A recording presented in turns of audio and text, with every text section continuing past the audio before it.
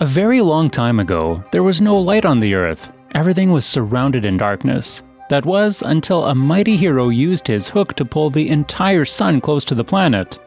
This man was the guardian of the sun, who used the sun to regulate the seasons on Earth.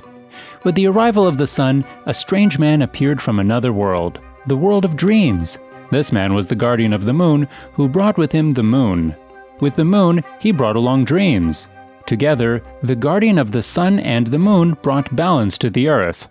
Several thousand years have now passed, and the sun is dragged around the earth using a gigantic stone golem, while a large monstrous bird-like being drags the moon around in the opposite direction in order to create the day and night cycle. However, the sun never goes beyond the land of the day, and the moon never leaves the land of the night. Thus, the world is divided into day and night worlds. The earth is inhabited by funny-looking creatures. The creatures on the day side follow the guardian of the sun, while others living on the night side follow the guardian of the moon. Once every several years, the guardians are elected to take care of the day and night cycle. In the day world, Sohoni, an extremely cocky and overconfident guy, not to mention a ladies' man, is about to be elected the guardian of the sun the next day. In the night world, a completely opposite, quiet, and villainesque man named Leon is going to be elected the guardian of the moon the following night. In the world between day and night, live creatures are made out of wax. In one such household lives a young wax teenager named Glim, who lives with her father. Glim is very excited to go and witness the crowning of the new guardian of the sun and moon tomorrow. Her father is adamant that she shouldn't because she would just melt and die just like her mother Ursula, who had now become just a handful of wax after going out in the heat wave of 3 p.m. Glim, however, has no intention of listening to her father. Back in the night world lives a young, cheerful teenager named Mune. Mune is a very playful kid, and most of the time it gets him in trouble. He stumbles into Leon's speech ceremony and is grounded by his father. Mune, however, has one special ability.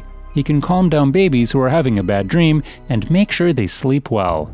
The next day, the sun and the moon are brought side by side by their respective drivers, and the ceremony begins. In the day world, Master Zola, the old guardian of the sun, descends from the sun and grants his powers to the next guardian, Sohoni. The whole ceremony goes on without a hitch. Mune and Glim both manage to get there to witness the ceremony. Right across from them, Yule, the old guardian of the moon, also starts the ceremony and calls forth the purest creature of the night to declare Leon as the guardian of the moon. However, the creature skips Leon altogether and declares Mune as the new guardian of the moon. A timid Mune is perplexed at what had just happened, but has no other choice but to accept his fate. As Yule declares him as his successor, Glim listens to his name in awe. Elsewhere, in the darkness of the underworld, the henchman of the evil monster, Necros, relates to him the news that the powerful Master Zola had finally retired, and so it was the perfect time for them to once again start with their evil schemes of stealing the sun. Necros agrees as well, and releases 2 shade serpents from within him to corrupt someone's soul so that they can use that person to enact their plans. The shade serpents head to the one man who had suffered the most in the past few days, Leon. The man is frustrated as his years and years worth of training had gone to naught, all because Mune was chosen as the guardian all of a sudden. The serpents notice the darkness in his heart and appear before him with a proposal. If he could somehow hand the sun to Necros, he would be the new guardian of the moon. Considering what had happened in the last few days, Leon really accepts the proposal. Elsewhere, Mune is taken to the large bird-like carrier of the moon. Atop the carrier is a temple from where several hundred strings hold down the moon to the carrier. These strings are produced by small white spider-like beings that reside in the temple. Eula familiarizes him with the temple. A series of strings can be used as a harp to control the temple carrier. He also shows Mune the trapdoor leading to the world of dreams, from where the first guardian of the moon had brought the moon. Mune is still not convinced that he is the true guardian. He thinks the creature had chosen him without considering anything. After all, he was bad at everything, and there was no way he could control the temple. However, before he could ask any more questions about how to operate the temple properly, Eula turns into a huge glowing plant that blossoms into a moon-shaped flower. Around him are several other plants just like him, from the other guardians of the moon.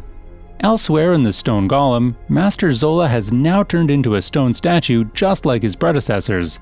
Sahone has taken over the temple, but, to his disappointment, his harpoon skills are no longer required for running the temple. The temple now focused on photosynthesis, managing the weather, and other scientific things.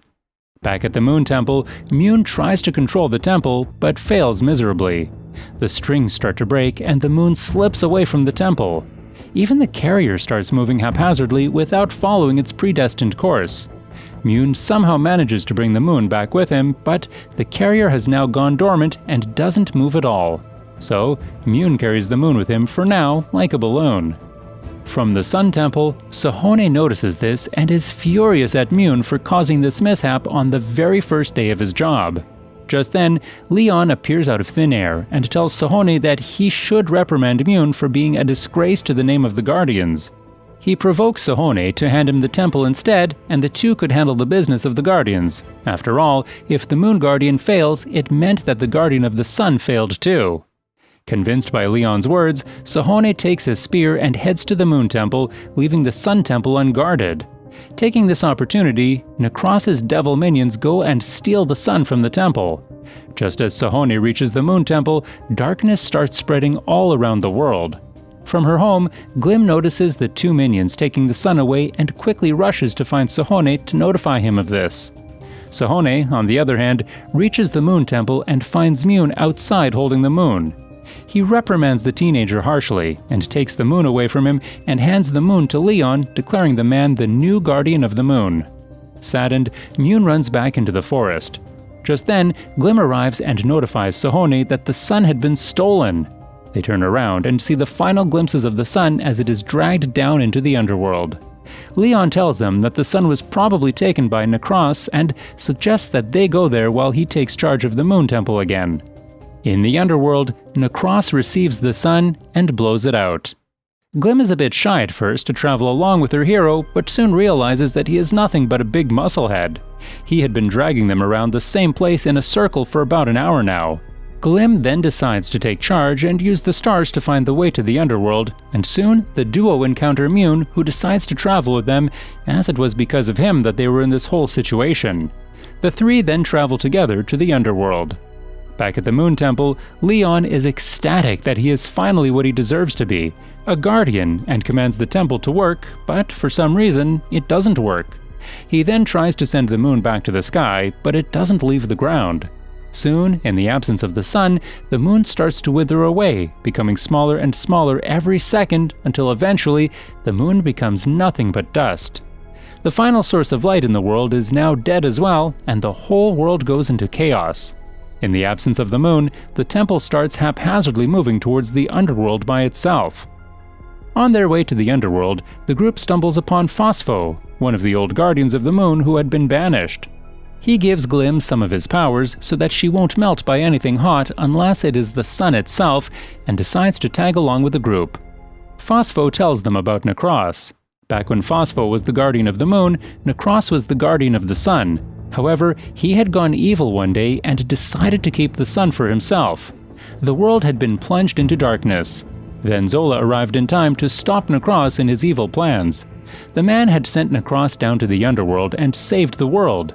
Necros had stayed there for 300 years waiting for Zola to leave so that he could get the sun once again, and had finally gotten what he wanted. The group then starts asking Phospho where he was and why he hadn't stopped Necros himself, but the old guardian gets flustered and runs away embarrassed without answering.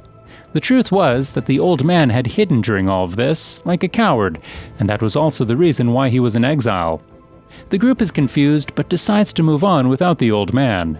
They reach the gates of the underworld, but before they could jump in, Glim and Mune realize that the Moon Temple was there already, rampantly walking around. Mune decides that it's best that he takes care of the moon, and Sahone goes for the sun. So, Glim and Mune head to the Moon Temple, while Sahone jumps to the underworld. Mune goes to the bird-like carrier and notices that it is passed out. He has no other choice other than use his powers to bring it back to its senses and calm it down. He is skeptical as his powers have so far only been tested on children, but he decides to use it anyway. Surprisingly, his powers work and Mune is able to calm the beast down. He then heads inside the temple with Glim and notices that the moon is no longer there. With no other choice left, he and Glim jump into the trapdoor leading to the dream world. Back at the underworld, several hundred shade serpents start surrounding Sohone and provoke him to turn evil. Sohone starts losing himself to the shades, but Phospho appears from out of nowhere and manages to save him from the little darkness and anger within himself.